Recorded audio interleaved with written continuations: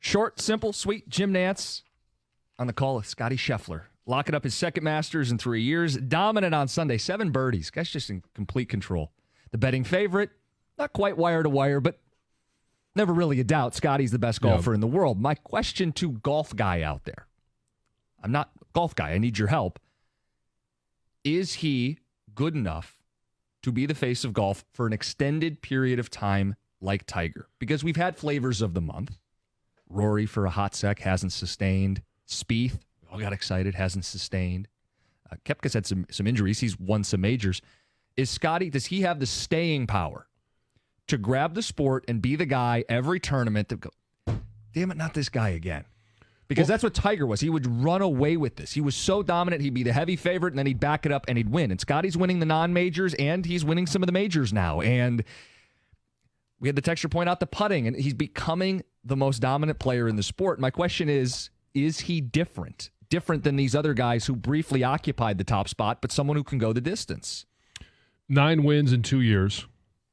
And a guy that, okay, if he's able to win multiple majors in the same year, everybody wants to know, can he be a Grand Slam guy? Well, I don't know that that's possible, but he's a guy that is amazingly consistent. And I had a golf buddy of mine, because you and I have both mentioned that golf's not our top game. Mm-hmm. And Nate texted me, he said, watching Scottie play is like watching paint dry. There is zero cool factor, zero energy.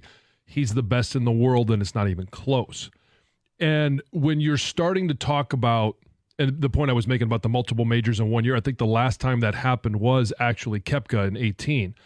But when you're talking about emotions getting involved, he's not a guy that really allows emotions to affect his game.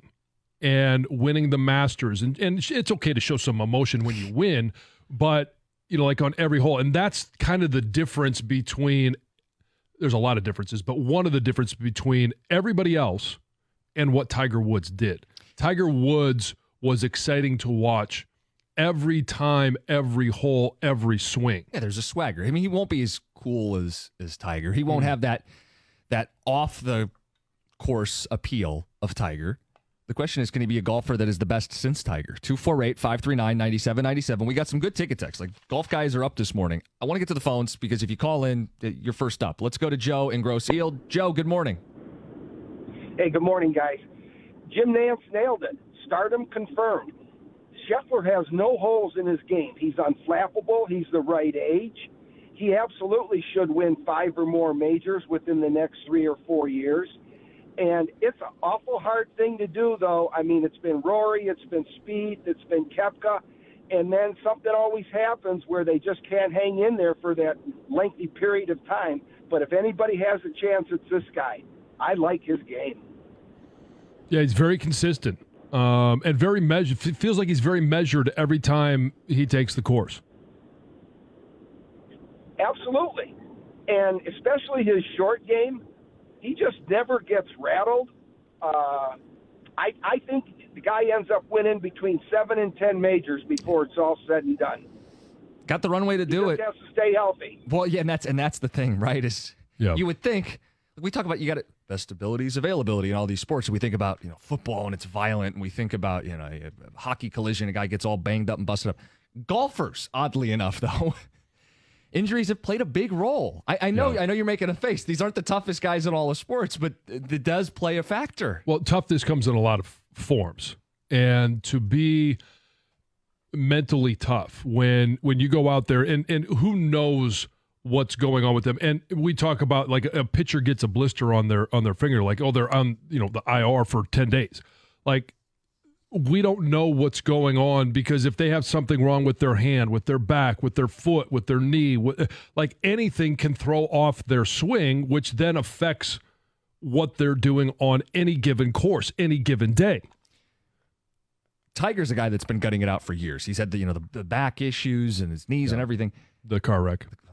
And kind of a life wreck too there for a while. He made the cut again. And then he finished with his worst performance at the Masters of his career. Is this not MSU hoops?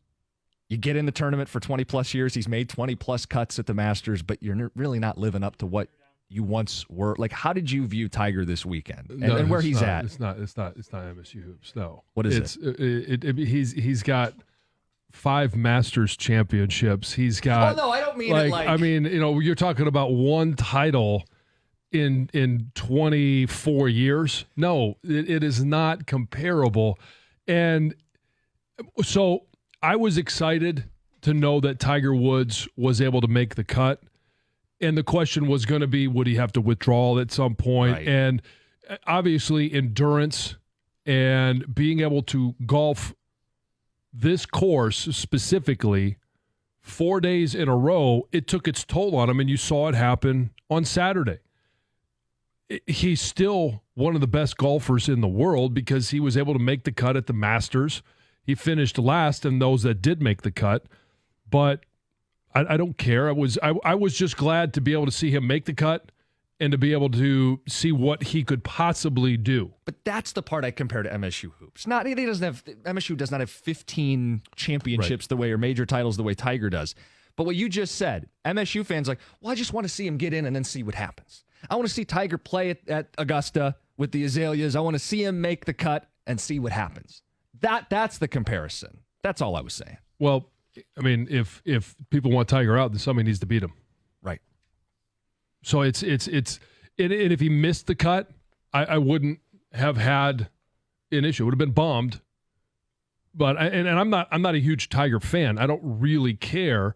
But I thought it was, when you have somebody with the greatness that he has had throughout the course of his career, if he's still able to be good enough in the first 2 days to make the cut, then let's see. And what happened over the last few years, right? We saw him trying to make these comebacks and he would withdraw, or we'd see him limping around.